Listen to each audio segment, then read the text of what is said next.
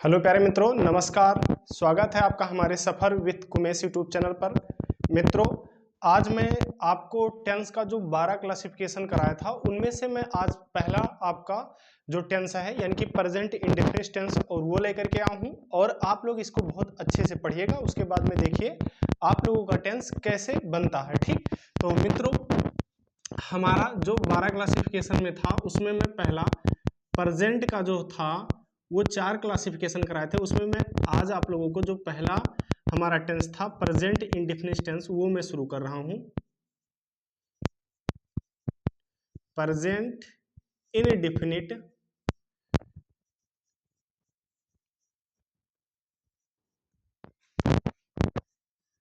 Present indefinite tense. ठीक मित्रों, आप जानते हैं प्रेजेंट का मतलब होता है वर्तमान, इंडेफिनिट का मतलब होता है अनिश्चित, वर्तमान अनिश्चित। टेंस का मतलब क्या होता है मित्रों? काल।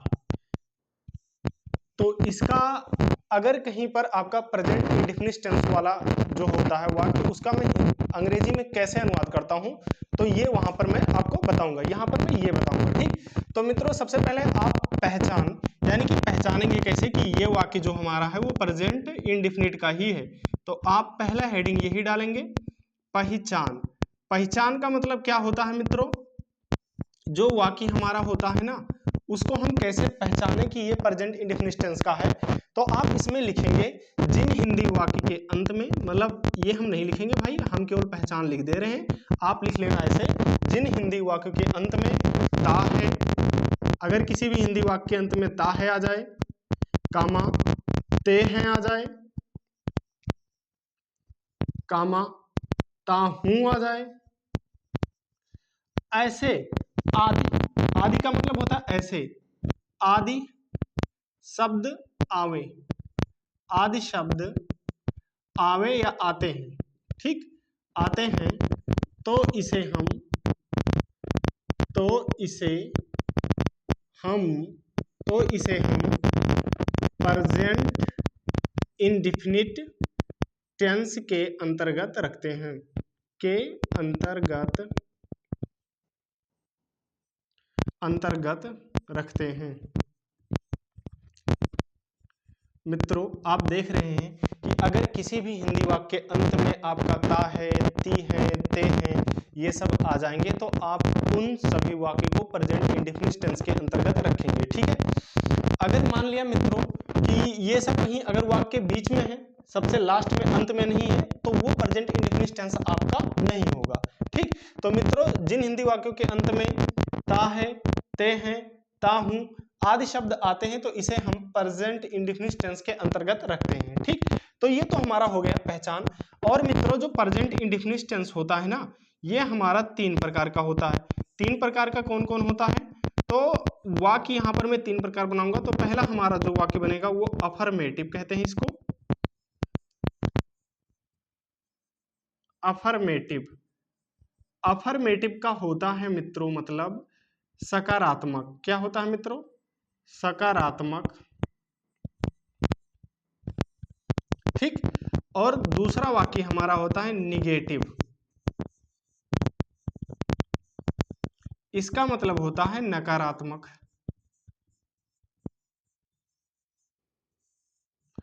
और जो तीसरा हमारा होता है वो होता है interrogative.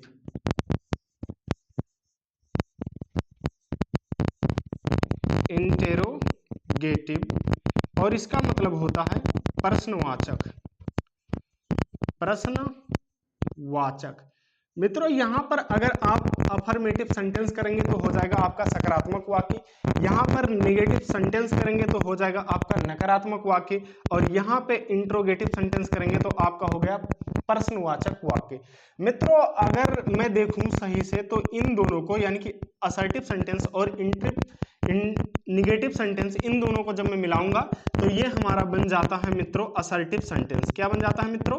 Assertive sentence. Assertive sentence, assertive sentence. और इस असर्टिव सेंटेंस का मतलब होता है साधारण वाक्य। साधारण वाक्य। ठीक मित्रों, तो ये हमारा जो प्रेजेंट इंडेफिनिट टेंस होता है वो 3 प्रकार का होता है, affirmative sentence, negative sentence, interrogative sentence. और जो हमारा इंट्रोगेटिव सेंटेंस होता है इसको भी मैं 2 पार्टों में बांट के पढ़ता हूं। और 2 पार्ट कौन कौन से हैं मित्रों? एक होता है हमारा एस आर नो टाइप और एक होता है हमारा क्वेश्चन टाइप। Question type. तो आप मित्रों यहां पर देख रहे हैं यस आर नो टाइप का मतलब होता है हाँ या ना प्रकार का। हाँ या ना प्रकार का मतलब इसमें क्या होता है, जो आपका प्रश्नवाचक शब्द होता है ना वो वाक्य के सबसे पहले ही आ जाता है। जैसे आपका क्या आम खाए, तो ये आपका हो जाएगा yes or no type sentence. और क्वेश्चन टाइप्स में वे वाक्य आते हैं जिसमें प्रश्नवाचक शब्द वाक्य के बीच में पूछता है, जिसका हम पूरा कारण देते हैं। और इसमें केवल हम हाँ या ना बोलेंगे तो वो आपका एस आर नो टाइप होगा, और जिसमें पूरा रीजन हम देंगे वो क्वेश्चन टाइप होगा। ठीक है मित्रों, अगर एग्जाम्पल के लिए आप लिखना चाहते हो तो ये लिख सकते हो, क्या राम आम खाता है? क्या राम आम खाता है? तो मित्रों आप यहां पर देखें कि क्या शब्द वाक्य के प्रारंभ में आ गया, तो ये यस आर नो टाइप है। और इसका हो जाएगा क्वेश्चन टाइप में, जैसे राम आम क्यों खाता है? राम आम क्यों खाता है?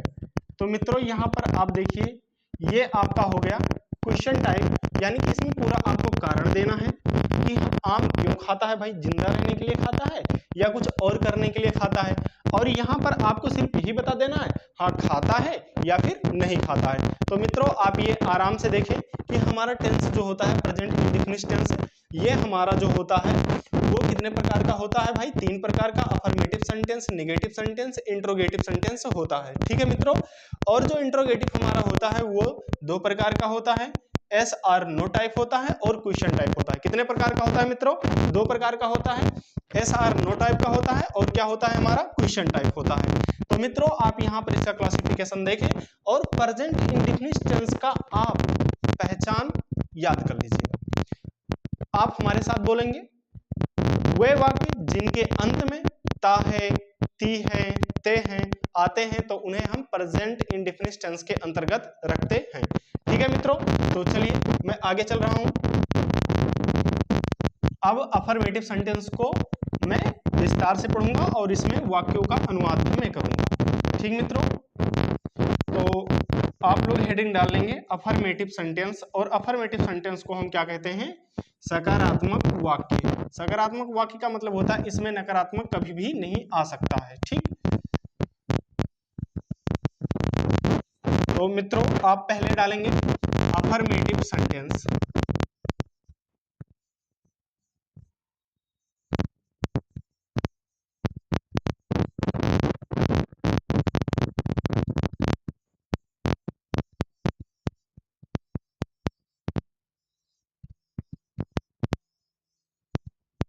अफर्मेटिव सेंटेंस,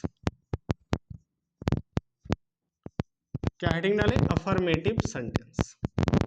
ठीक मित्रों, अफर्मेटिव सेंटेंस का मतलब होता है साधारण, साधारण नहीं मित्रों, साधारण तो असर्टिव सेंटेंस का मतलब होता है, इसका मतलब होता है सकारात्मक वाक्य। सकारात्मक वाक्य क्या होता है मित्रों? सकारात्मक वाक्य होता है। ठीक, सकारात्मक वाक्य होता है मित्रों। अच्छा, सकारात्मक वाक्य का मतलब होता है जिसमें नकारात्मक कोई शब्द ना आए, उसे हम सकारात्मक वाक्य कहते हैं। और इसके अनुवाद के नियम कुछ होते हैं, तो आप अनुवाद के नियम में लिखेंगे रूल 1। रूल 1 ये कहता है कि एक वचनकर्ता यानी कि सिंगुलर नंबर, एक वचनकर्ता जिसे हम कहते हैं सिंगुलर, सिंगुलर नंबर,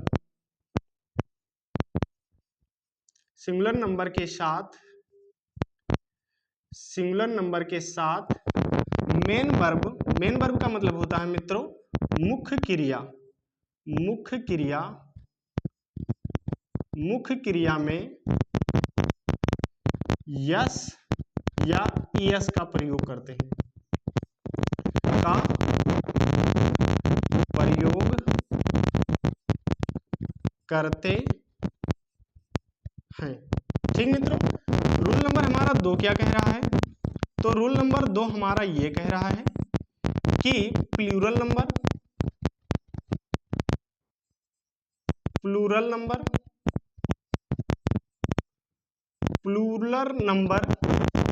के साथ मुख्य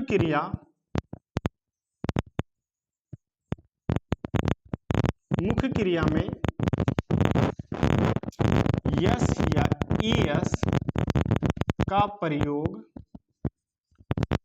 नहीं करते हैं। ठीक है मित्रों, नहीं करते हैं। आप देखें मित्रों, अगर कहीं पर कर्ता आपका सिंगुलर नंबर है तो उसके साथ मुख्य क्रिया में यस या ईएस का प्रयोग करते हैं, और अगर कहीं आपका कर्ता जो यानी कि प्लूरल नंबर है, अगर आपका कर्ता कहीं प्लूरल नंबर है तो उसके साथ मुख्य क्रिया में यस या ईएस का प्रयोग नहीं करते हैं। और आप जानते हैं मित्रों, यहां पर मेन वर्ब होगा, यानी कि मुख्य क्रिया की पहली अवस्था का ही हम प्रयोग करते हैं। ठीक, तो मित्रों अगर आप फार्मूला लिखना चाहें तो फार्मूला भी लिख सकते हैं।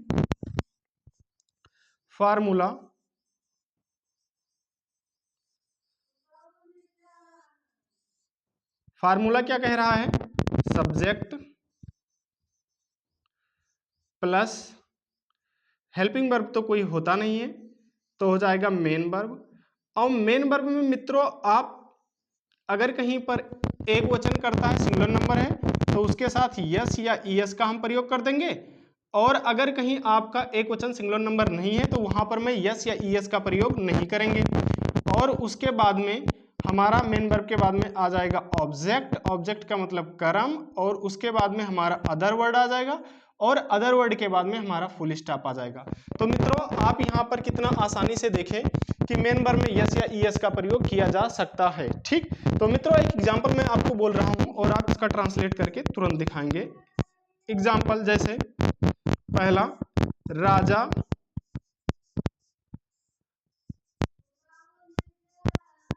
आम खाता है।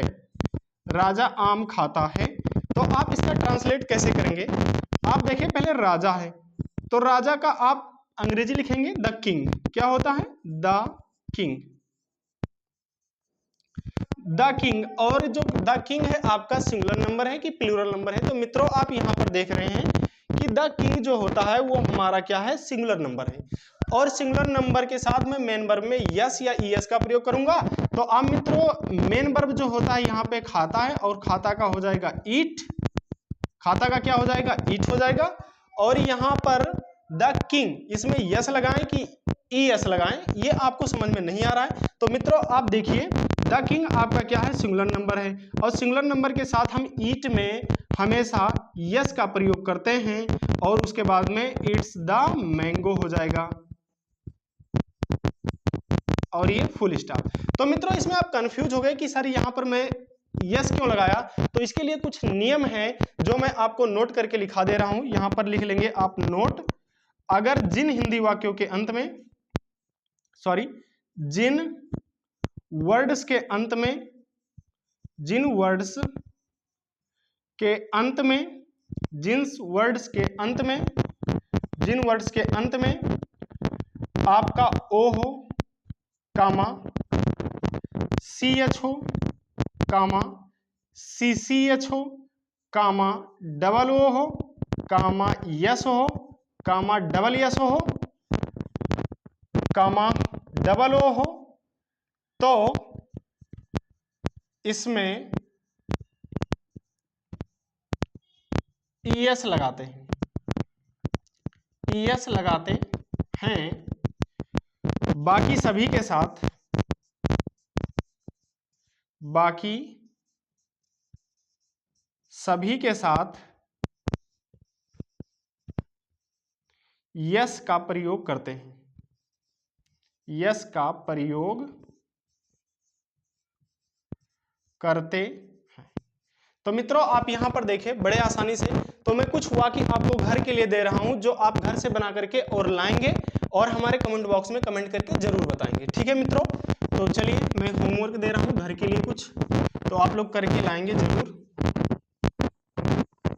आप इसको नोट कर लेंगे और अच्छे से कॉपी बना लेंगे, और कॉपी आप हमारे इंस्टाग्राम चैनल पर भेज भी सकते हैं हमें पर्सनल।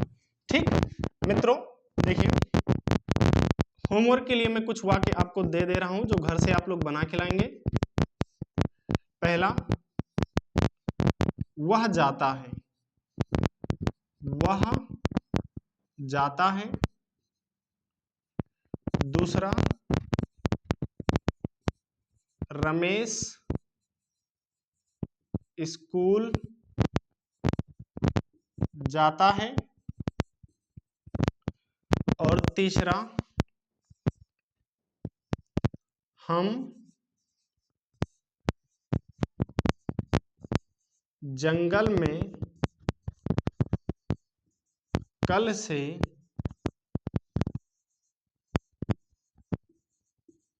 घूमते हैं, हम जंगल में कल से घूमते हैं।